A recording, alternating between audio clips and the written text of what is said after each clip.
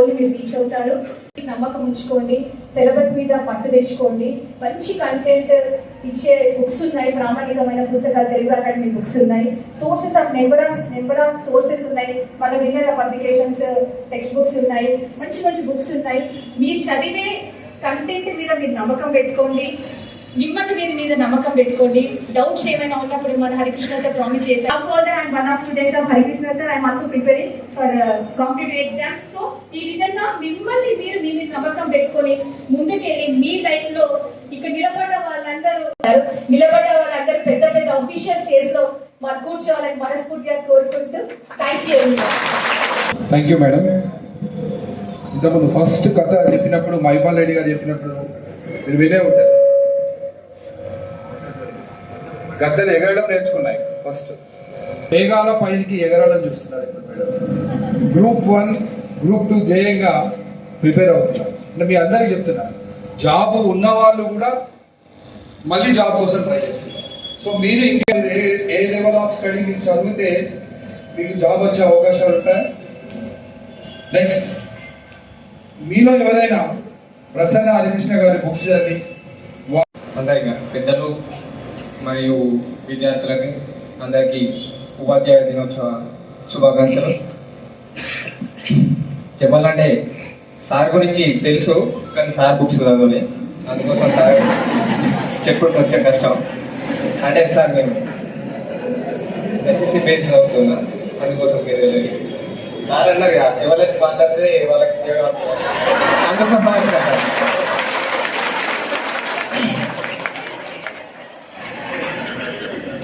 ఏదేమైనా thank you for sir. Thank you ఇక్కడ వచ్చి అందరినీ మోటివేట్ చేసుకున్నందుకు థ్యాంక్ యూ సార్. చాలా మీ అమూల్యమైన సమయాన్ని ఇక్కడికి కేటాయించినందుకు థ్యాంక్ యూ. మరియు మాట్లాడమే గొప్ప విషయం. మీరందరూ ఆయన చప్పలతోటి అభినందించాలి. ఇంకెవరైనా ఉన్నారా బ్రదర్?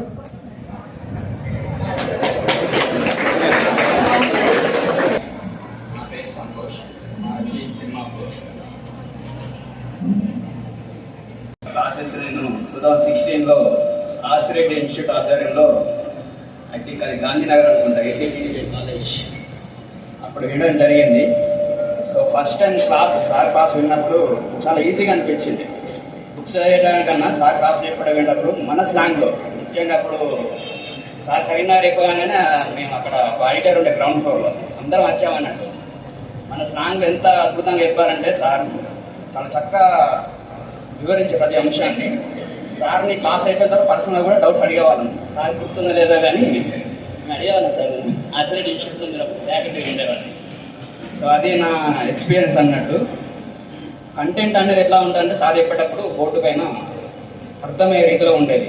ప్రతి పదం అంటే సోషల్ సబ్జెక్ట్ డీల్ చేసేవారు సార్. అప్పుడు ప్రతి పదం అనేది చాలా క్లియర్ కట్ అయిపోవాలి. అది నా ఎక్స్పీరియన్స్ సార్ మీతో. ఇప్పటికి కూడా ఈ రోజు ఇక్కడ రావడం కారణం మీరు వస్తున్నారని తెలిసి ఇక్కడికి వస్తుంది sir. My friends and maybe my elders too. Actually, the winner's publication is not the winner publication. It is the plan. So actually, without Praveen sir classes, maybe no one can live a day. So every day I used to hear his classes, and of course winner publication. So maybe now we are the students. Sir, you are like a masters. Maybe in the future we are like masters. Maybe we will be masters. So a bird can't fly without adapting their pneumatic bones. So maybe we have to adapt for the competitive era, and we have to achieve, and we will be the next generation, and we have to be the motivation. And thank you all. Thank you, sir. Sir, and Prasanna Harikrishna sir and all madams. ఇంకా నా తోటి విద్యార్థులందరికీ good afternoon. First Harikrishna sir నాకు కొంచెం తక్కువనే తెలుసు, కానీ Praveen sir బాగా తెలుసు. అంటే ఆ సార్కి నేను తెలియకుండా సార్ మాత్రం రెగ్యులర్గా యూట్యూబ్లో కరెంట్ అఫైర్స్ చూస్తాను, ప్లస్ అది CA 360 కోర్సు పర్చేస్ చేశాను లాస్ట్ ఇయర్ 2023-2024. 2 years నుండి ఆ సారీ ఫాలో అవుతాను. ఎంత నైట్ అయినా సార్ కరెంట్ అఫైర్స్ వినకుండా నేను పడుకోను. అంటే సారు సబ్జెక్టే కాకుండా మోటివేషన్ కూడా బాగా చేస్తారు. అంటే కొంచెం ఇక మేము ఫ్యామిలీ కదా, ఎంతైనా డిస్టర్బెన్స్ ఉంటుంది కదా, ఇంత చిన్న పిల్లలు ఏవేవో ప్రాబ్లమ్స్ ఉంటాయి, సపోర్ట్ ఎవరు లేరు. అంటే అందరు ఉన్నారు కానీ సపోర్ట్ చేసే వాళ్ళు ఎవరు లేరు. స్కూల్ పంపించి వాళ్ళని బాగా ప్రిపేర్ చేసి లంచ్ ఇచ్చుకుంటూ స్టడీ హాల్ కోసం చదువుకుంటున్నాను. అందరూ ఏమేమి చదువుతుంది మనకు వస్తాయా జాబ్స్, ఏదైనా ప్రైవేట్లో చేసుకోవచ్చు కదా అనే వాళ్ళే, కానీ ఇంట్లో వాళ్ళు కూడా సపోర్ట్ చేస్తలేరు. ఈవెన్ మా హస్బెండ్ మా హస్బెండ్ సపోర్ట్ వల్లనే నేను చదువుతున్నాను.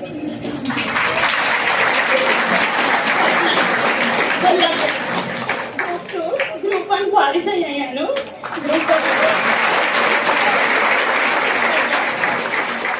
ప్రతిసారి ఏడ్చినప్పుడల్లా ఆ సారు అనుకోకుండా నా కోసమే ఆ సార్ మోటివేట్ చేస్తున్నాయి అన్నప్పుడు, ఆ సార్ ఇట్లా ఎన్నో ప్రాబ్లమ్స్ ఉంటాయి, మనం డెడికేట్ కావాలి, వెనుక పోవద్దు అది కానీ ఆ సార్ నా కోసమే చెప్తున్నాడు అన్నట్టు ఆ రోజు అదే ఆ సార్ రోజు క్లాస్ చెప్పేసారి ఆ రోజు మోటివేషన్ క్లాస్ కూడా చెప్తారు. ఒకసారి అట్లయింది, బాగా ఏడ్చినా ఇక చదువుకుంటామైతే అనుకున్నా. ఆ సార్ కరెక్ట్ అడ్రస్ అంటే సార్ ప్రవీణ్ సార్ క్లాసెస్ అని సపరేట్ యూట్యూబ్ ఛానల్ ఉంటుంది, అందులో చెప్తున్నాడు. ఆ సార్కి కరోనా అటాక్ అయిందంట, అప్పుడు కూడా నేను డెడికేట్ అయ్యాను. ఒక రోజు కూడా క్లాస్ మిస్ కాలేదు. మనం ఏదైనా గోల్ పెట్టుకుంటే దానికి డెడికేట్ అయ్యి ఉండాలి, ప్రాబ్లమ్స్ అందరికీ వస్తాయి కానీ ఫైట్ చేయాలి అని చెప్పాడు. ఆ రోజు బాగా ధైర్యం వచ్చింది.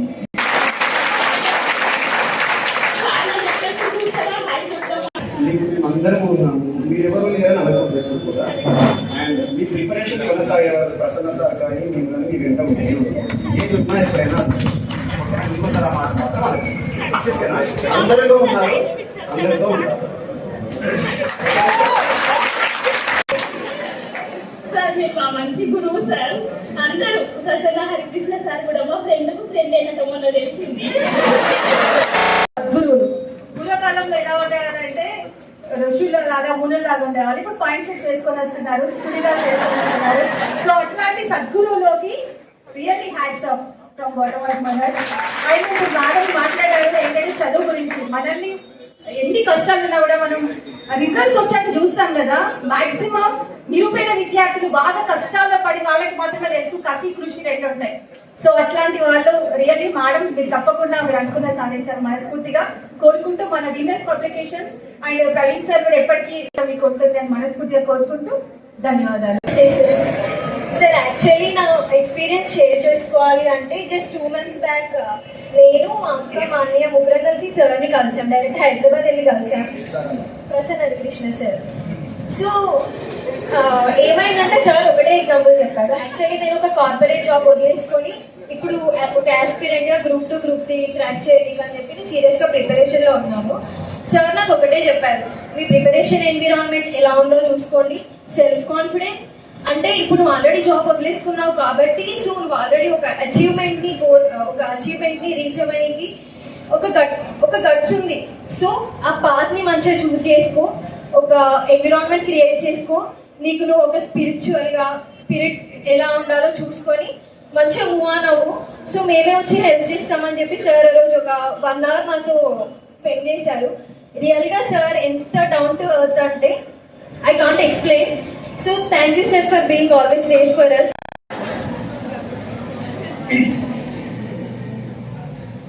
వేదిక పైన ఉన్నటువంటి సోదరుడు ప్రవీణ్ కుమార్ గారికి, అదేవిధంగా శాతవాహన యూనివర్సిటీ సూపరింటెండెంట్ సంతోష్ గారికి టీచర్స్ డే శుభాకాంక్షలు. మనం చాలా సందర్భాల లోపల వింటుంటాం. ఈ సందర్భం లోపల ఈ వేదిక పైన మేము మాట్లాడడానికి అవకాశం ఇచ్చినటువంటి విద్యా వ్యవస్థ ఏదైతే ఉందో దానికి ఈ వేదిక నుంచి నేను హ్యాట్స్ ఆఫ్ చేస్తున్నా. Hats off to education system. And ఈ teaching profession is the noblest profession in the world.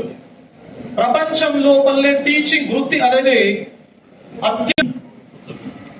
ఆ నార్డిక్ కంట్రీస్ లోపల ఉండేటువంటి ఒక సామెత ఏంటి అంటే a teacher can't be a teacher.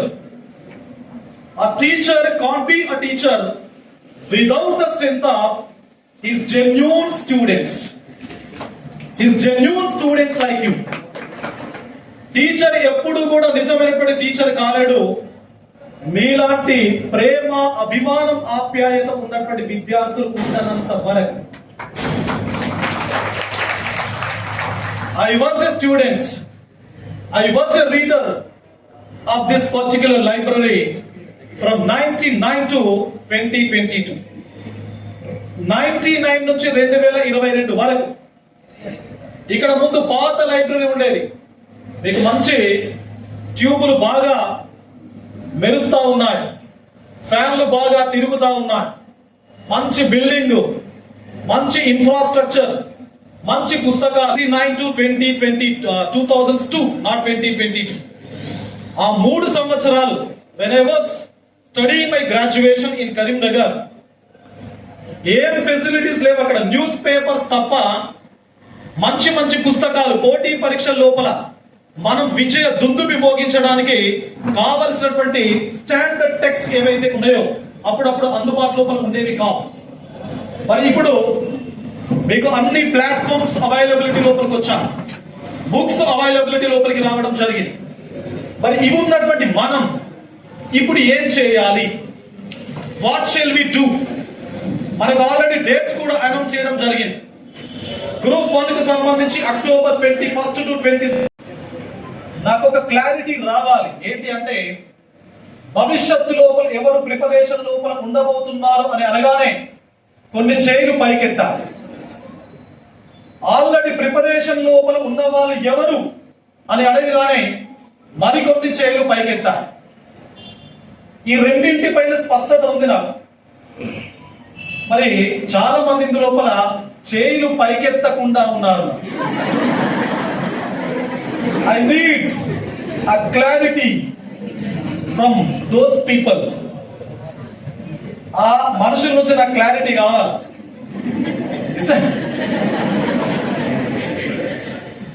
Right, okay. ఇప్పుడు నేను ఒక 40 minutes to 1 hour క్లాస్ తీసుకుంటాను. 40 minutes to 1 hour జాగ్రత్తగా వినండి. కొత్త వాళ్ళు అండ్ ఆల్రెడీ ప్రిపరేషన్ లోపల ఉన్నవాళ్ళు.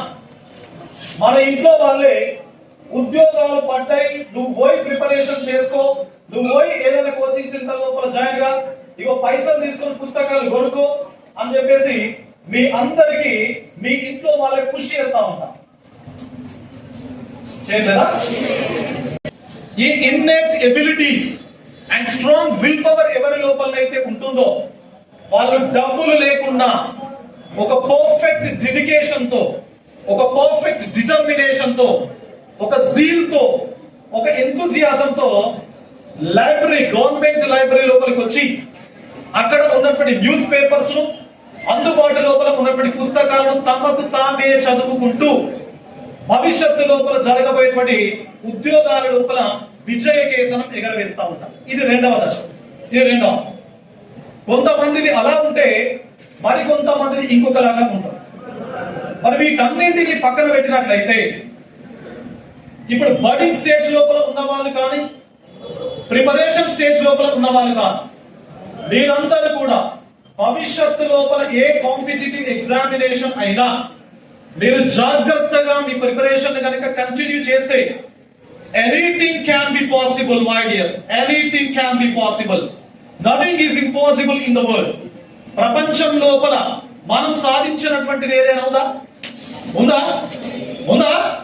We are going to the Mars, Moon and etc. మనం అంగారక గ్రహానికి వెళ్తున్నాం, చంద్రుడి పైన అడుగు పెట్టాం. అక్కడెక్కడో ఉన్నటువంటి సోలార్ సిస్టమ్ లోపలికి మనం వెళ్ళి అడుగు పెట్టినప్పుడు భూమి పైన ఈ కాంపిటేటివ్ ఎగ్జామ్స్ లోపల ఉద్యోగాలు కొట్టడం పెద్ద ఇదా? Is it a difficulty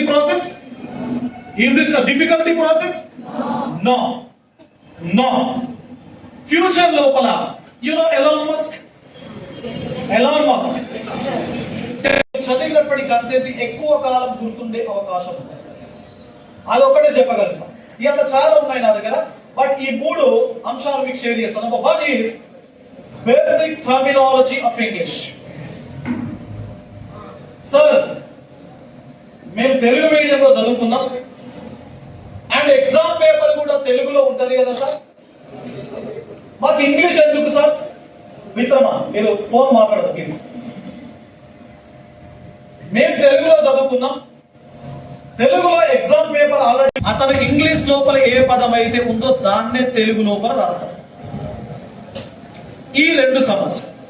మొదటి సమస్య వల్ల ఏం సమస్యలు వస్తాయి అన్నప్పుడు, ఫర్ ఎగ్జాంపుల్ మీరు ప్రీవియస్ ఇయర్ క్వశ్చన్స్ PYQs చూసినప్పుడు స్వతంత్ర భారతదేశానికి మొట్టమొదటి గృహ మంత్రి ఎవరు?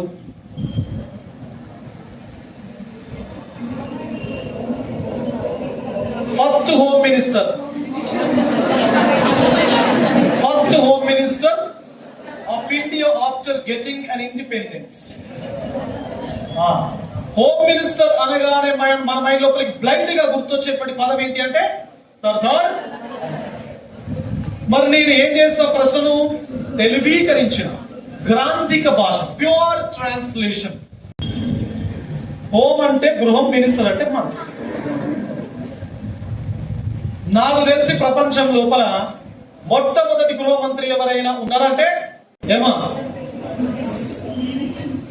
ఇలాంటి సందర్భం వచ్చినప్పుడు మనకు హోమ్ మినిస్టర్ ప్రతి పుస్తకంలో ఏం రాస్తారు? Home minister, home minister, home minister. Home అనగానే మనం హ్యావ్ అన్ ఆన్సర్, బట్ అది కనెక్ట్ కాదు. ఈ సమస్య వస్తుంది. మానవాభివృద్ధి సూచి మనకు basic terminology, human development index అనేది కూడా తెలియకపోతే వాళ్ళు డైరెక్ట్ గా హ్యూమన్ డెవలప్మెంట్ ఇండెక్స్ అనేటువంటి ఇంగ్లీష్ పదాన్ని తెలుగులో రాస్తాడు. హ్యూమన్ డెవలప్మెంట్ ఇండెక్స్ అంటే మనకు మానవాభివృద్ధి సూచి లోపల మొదటి 5 స్థానాలు ఎవరు, చివరి 5 స్థానాలు ఎవరు, భారతదేశం యొక్క స్థానం ఎంత, వచ్చినటువంటి స్కోర్ ఎంత, భారతదేశంతో. I want to share you an important question that was the previous question. ఏమడిగారో తెలుసా? ప్రపంచంలో అతి పెద్ద నది ఏది అన్నాడు. ప్రపంచంలో the longest river in the world, which is the longest river in the world. కింద 4 ఆప్షన్స్ ఇచ్చారు. River Amazon, river Nile, river Brahmaputra, river Ganga. 4 options ఇచ్చారు. మేము తెలుగులో చదువుకున్నాం, తెలుగు మీడియం అని చెప్పేసి మీరు ఏం పెడతారమ్మా? అమెజాన్ పెడతారు. ఇంగ్లీష్ ధారాళంగా గడగడగన మనం మాట్లాడాల్సినటువంటి అవసరం లేదు. బట్ మనం చదివే కంటెంట్ ఏదైతే ఉంటుందో ఆ కంటెంట్ లోపల ఉండేటువంటి హెడింగ్స్ కి సంబంధించినటువంటి పదజాలం ఇంగ్లీష్ లోపల మనకు తెలియాలి. This is number 1. నంబర్ 2, రెండవది interlinking of current affairs with other components of your given syllabus. ఇక్కడ 2 ఉద్దండులు ఉన్నారు కరెంట్ అఫైర్స్ కి సంబంధించి, మైపాల్ రెడ్డి గారు, ప్రవీణ్ కుమార్ గారు.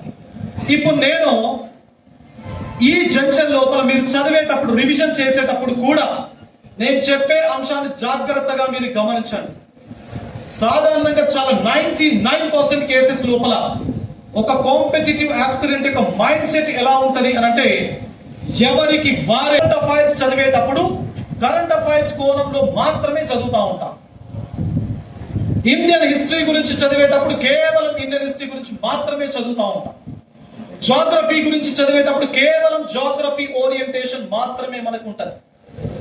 బట్ అది గత పరిస్థితులు మారాయి. Situations changed a lot. ఎలా చేంజ్ అయ్యాయి? మరి ఏంటి ఈ ఇంటర్లింకింగ్? కరెంట్ అఫైర్స్ ను మిగతా సబ్జెక్టులతో అనుసంధానించండి. I want to give you a latest example. Bangladesh is in the news. You know that. ప్రతిరోజు మీరు పేపర్లు చదువుతారు, మ్యాగజైన్స్ చదువుతారు. మా మైపాల్ రెడ్డి గారు, మా ప్రవీణ్ గారు చెప్తున్నటువంటి క్లాసెస్ ను మీరు వింటారు. నేనేమంటున్నాను ఇప్పుడు జాగ్రత్త వినండి. మీరు Bangladesh is in the news, Bangladesh is in current affair. మరి కరెంట్ అఫైర్స్ కేవలం కరెంట్ అఫైర్స్ కోణం లోపల మాత్రమే మీరు చూడకండి అని చెప్పేసి నేను అంటున్నా. షేక్ హసీనా భారతదేశం లోపలికి వచ్చింది, మరి న్యూస్ లో ఉన్నది తను. ఇప్పుడు ఈ సమయం లోపల, ఈ సందర్భం లోపల, రేపు నవంబర్ లోపల, డిసెంబర్ లోపల జరగబోయేటువంటి గ్రూప్ 3 and 2 లోపల ఒక ప్రశ్న వస్తుంది. దేనిపైన ప్రశ్న వస్తుంది అన్నప్పుడు ఇండియన్ హిస్టరీ లోపల ప్రశ్న వస్తుంది. ఆ ప్రశ్న దేనికి సంబంధించి ఉండే అవకాశం ఉంటది అంటే 1905 బెంగాల్ పార్టీషన్ పైన వస్తుంది. వర్షం దేనిపైన వస్తుందమ్మా? 1905 లోపల లార్డ్ కర్జన్ ఎవరైతే గవర్నర్ జనరల్ గా పనిచేయడం జరిగిందో అతని ఆధ్వర్యం లోపల జరిగినటువంటి బెంగాల్ విభజన, బెంగాల్ పార్టీషన్ పైన ప్రశ్న వస్తుంది. మరి ఎందుకు వచ్చింది ఇండియన్ హిస్టరీ లోపల బెంగాల్ పార్టీషన్ పైన అంటే గాల్లో నుంచి ఊడిపడ్డదా ప్రశ్న అంటే కాదు. There is a connection between the Indian history and the current affairs. మీరు బంగ్లాదేశ్ చర్చ లోపలికి వచ్చింది అంటే బంగ్లాదేశ్ అంటే ఇప్పుడు మనం దేశంగా పరిగణిస్తున్నాం. గతం లోపల అది that was a part of India, అది గతంలో భారతదేశంలో భాగం. మరి ప్రస్తుతం భారతదేశం లోపల ఒక బెంగాల్ ఉంది.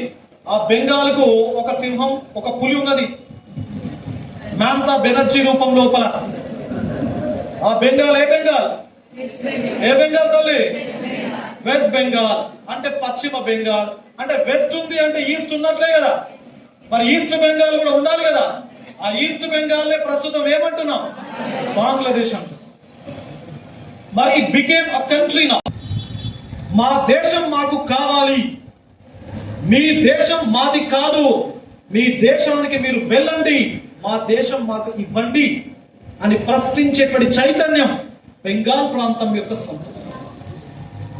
మరి ఈ బెంగాల్ ప్రాంతం లోపల ఇప్పుడు మనం చూస్తున్నటువంటి ఏదైతే వెస్ట్ బెంగాల్ ఉందో అక్కడ హిందూ పాపులేషన్ యొక్క డామినేషన్ ఉంటుంది ఎక్కువ. ప్రస్తుతం బంగ్లాదేశ్ గా పిలిచేటువంటి గత ఈస్ట్ బెంగాల్ ప్రాంతం లోపల ముస్లిం పాపులేషన్ ఎక్కువగా ఉంటుంది. అరే నేను జెన్యూన్ గా సీరియస్ గా ప్రిపేర్ అవుతున్నారా, నేను రాలేకపోతున్నారా అని చెప్పంటే అర్థం చేసుకున్నప్పుడు కెపాసిటీ అది లేదా మీ దోస్తుకి ఉంటదిగా చేయకండి దయచేసి. మ్యారేజ్ మళ్ళీ మళ్ళీ రాదు మరి. రైట్, కాబట్టి నేనేమంటానంటే కన్సిస్టెన్సీ అనేది చాలా చాలా ఇంపార్టెంట్. ఈ రోజు మీరు 8 గంటలు చదువుతారా? 8 గంటలే చదవండి. ఆ పేస్ ఏదైతే ఉందో 8 గంటల పేస్ తోనే మీరు ముందుకు వెళ్ళండి. దాన్ని పెంచండి తప్ప ఎట్టి పరిస్థితుల లోపల తగ్గించకండి. పెంచండి అని చెప్పేసి అంటే 15 గంటలు కూడా చదవకండి. అలా చదివితే నవంబర్ 17, 18 రోజు మీరుండేది ఎగ్జామినేషన్ హాల్లో కాదు, హైదరాబాద్ లో ఉన్నప్పటి ఎర్రగడ్డలు. కాబట్టి ఓకే, మరి ఇవన్నీ సాధ్యం కావాలి అంటే చిట్ట చివరి అస్త్రం, చిట్ట చివరి ఆయుధం ప్రాక్టీస్, ప్రాక్టీస్ అండ్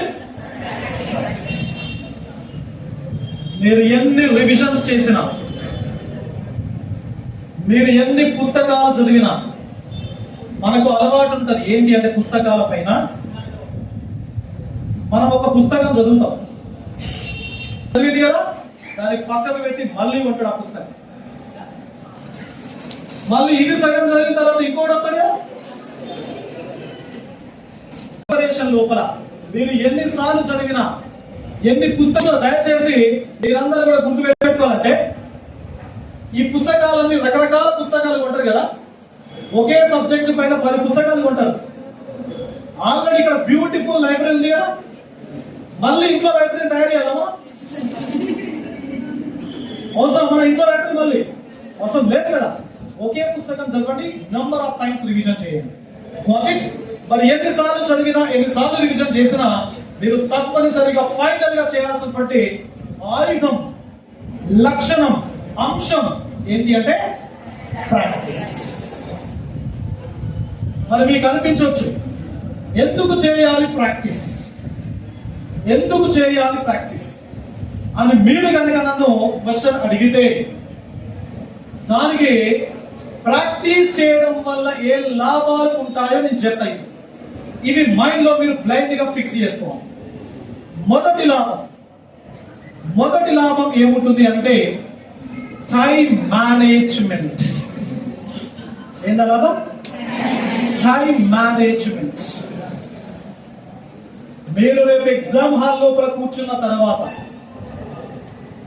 మీకు క్వశ్చన్ పేపర్ OMR ఇచ్చిన తర్వాత మీ దోస్తు నువ్వు అదే ఎగ్జామ్ హాల్లో పడిన తర్వాత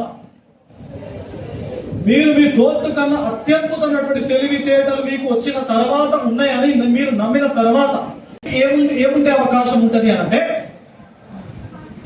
మీరు ఓవర్ కాన్ఫిడెంట్ కదా, 15 ప్రశ్నలు ఈజీగా కనబడగానే ఎగ్జామ్ హాల్ లోపల ఇట్లా స్టిఫ్ గా కూర్చుకొని మీరు దిద్దుతున్నటువంటి వ్యక్తి 15 ఈజీగా ఉన్న తర్వాత మీరు కంఫర్ట్ జోన్ లోపలికి నెట్టబడతారు.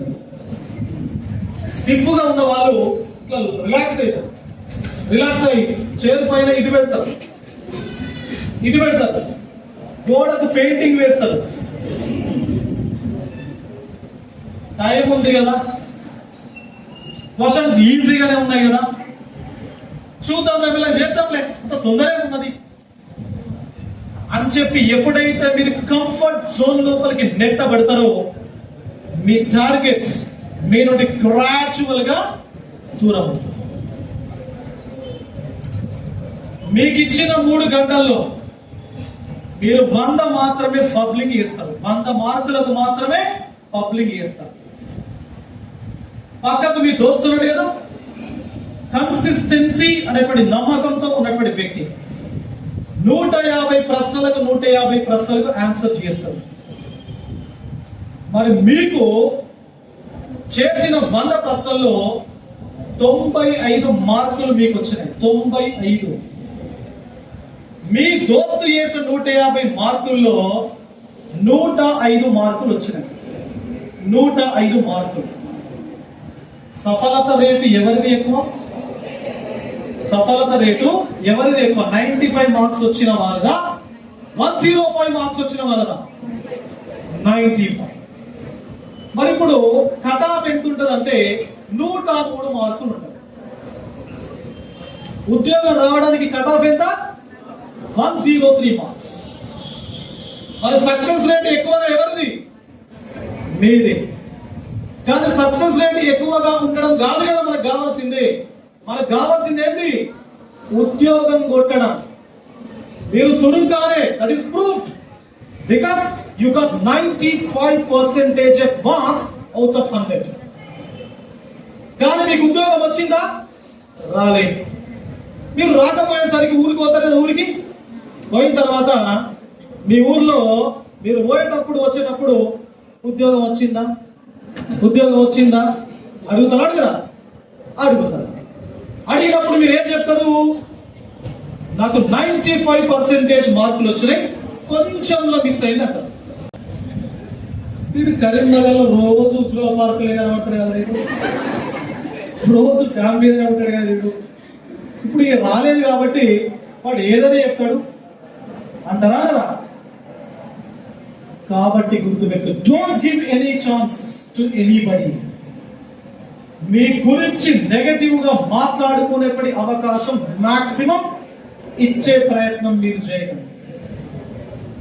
Give a chance to everybody, only for positive vibes. మీ గురించి ప్రతి ఒక్కరు పాజిటివ్ గానే మాట్లాడుకోవాలి. ఒకవేళ మీరు రాసి వీఆర్ నాట్ మహమ్మద్ గజ్నీస్. ఎప్పుడో మహమ్మద్ గజ్నీ భారతదేశం పైన రిపీటెడ్ గా అటాక్స్ చేసిండు. బట్ రిపీటెడ్ గా అటాక్ చేయడానికి we don't have that much of time. Last group ఎప్పుడు వచ్చింది తల్లి? 2016. ఇదెంత? ఎన్నేళ్ళు? 1 మార్కు మూల్యం ఎంత? 8. జాగ్రత్త. కాబట్టి time management place of vital. Practice చేయడం వల్ల ఏం తెలుస్తుంది మనకు? టైంను ఏ విధంగా మేనేజ్ చేయాలో అర్థమవుతుంది. రెండవ బెనిఫిట్ చెప్తాను, జాగ్రత్తగా గమనించండి. సెకండ్ బెనిఫిట్ ఈ మీ పొజిషన్ ఏంటో మీకు తెలుస్తుంది. ఫర్ ఎగ్జాంపుల్, ఒక 100 మెంబర్స్ ఒక పరీక్ష రాశారు, అందులో మీరు కూడా ఆ పరీక్ష రాసింది. మీకు 10వ ర్యాంక్ వచ్చింది. 10వ ర్యాంక్ వచ్చినప్పుడు మీరు ఏ విధంగా ఆలోచిస్తారు చెప్పు తల్లి? ఏ విధంగా ఫీల్ అవుతుంది తల్లి? 100 మంది రాసిరు, అందులో టాప్ 10 లో నేనున్నా అని చెప్పేసి మీరు హ్యాపీగా ఫీల్ అవుతారా? మీ వెనక 90 మంది ఉన్నారు అని చెప్పేసి నేను ఇంకా పని చేయాలి, ఇంకా గట్టిగా ముందుకు వెళ్ళాలి అనే ఒక పాజిటివ్ వైబ్రేషన్ తో మీ ప్రిపరేషన్ లో ఎక్కడైతే గ్యాప్స్ ఉన్నాయో, ఎక్కడైతే అబ్స్టకిల్స్ ఆర్ లాక్యూనే ఉందో వాటిని ఓవర్కమ్ చేసే ప్రయత్నం చేస్తారు. 10వ ర్యాంక్ వచ్చింది అని చెప్పేసి కంఫర్ట్ జోన్ లోపలికి వెళ్తారా? ఇంకా నేను పని చేయాల్సిన అవసరం ఉంది, ఇంకా నేను బాగా చదవాలి అని చెప్పేసి ఫస్ట్ ర్యాంక్ కొట్టాలి అనేటువంటి తపనతో మీ ప్రిపరేషన్ తో ముందుకు వెళ్తారా? ఫస్ట్ ర్యాంక్ కొట్టాలి. Very good. కాబట్టి మీ పొజిషన్ ఏదైతే ఉందో అది మీకు తెలుస్తుంది. దెన్ ఫైనలీ మాట్లాడబోతున్నా చివరి అంశం, ప్రాక్టీస్ చేయడం వల్ల వచ్చే 3వ లాభం ఏంటి అనంటే మీకు గుండాలు దిద్దడం ఎట్లనో తెలుస్తుంది. ఇప్పుడు మీరు నవ్వుతారు, ఈ గుండాలు ఏంది, దిద్దుడు ఏంది? 50 మార్కులు కదా, 150 మార్కులు కదా. Comrade back, comrade back, comrade గోడ, కామ్రేడ్ గోడ, గోడ కామ్రేడ్ గోడ, 150 మార్కులు కదా. రైట్. ముందు OMR షీట్ పెట్టారు, మీకు అన్ని గుండాలు ఇచ్చారు.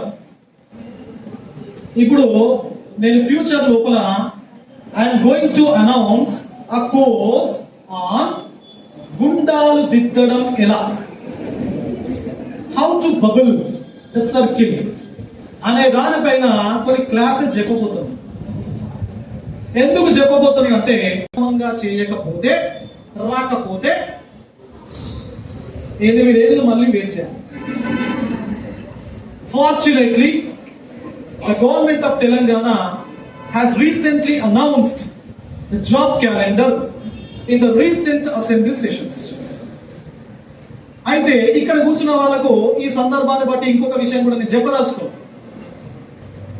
మీ వాట్సాప్ యూనివర్సిటీస్ లోపల, మీ సోషల్ మీడియా ప్లాట్ఫామ్స్ లోపల జాబ్ క్యాలెండర్ ఇచ్చారు, కానీ జాబ్లు ఎన్నో చెప్పలేదు, డేట్లు ఇవ్వలేదు అని చెప్పేసి వాట్సాప్ యూనివర్సిటీస్ లోపల 3 ఉద్యోగాలు ఉన్నాయి. గ్రూప్ 3 more than 1000 ఉన్నాయి. గ్రూప్ 1 563 వేకెన్సీస్ ఉన్నాయి. మీరు రాసేది ఇప్పుడే కదా, మీరందరూ ప్రిపేర్ అయ్యేది. Most of you people are preparing for this group 2 and 3 కదా. మరి మీకు భవిష్యత్తు జాబ్ క్యాలెండర్ తో మీకేం పని? అంటే మీకు గట్టి నమ్మకం ఉంది,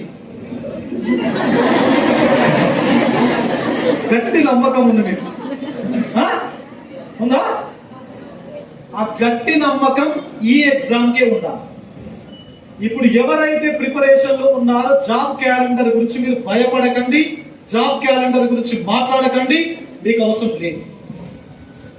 ఇప్పుడు ఏవైతే ఎగ్జిస్టింగ్ నోటిఫికేషన్స్ ఉన్నాయో వాటిని గట్టిగా మీ ఇన్నేట్ స్ట్రెంగ్స్ అండ్ కేపబిలిటీస్ ఏవైతే ఉన్నాయో వాటిని తీసి బయట పెట్టేటువంటి ప్రయత్నం మీ వైపు నుంచి గట్టిగా చేయండి.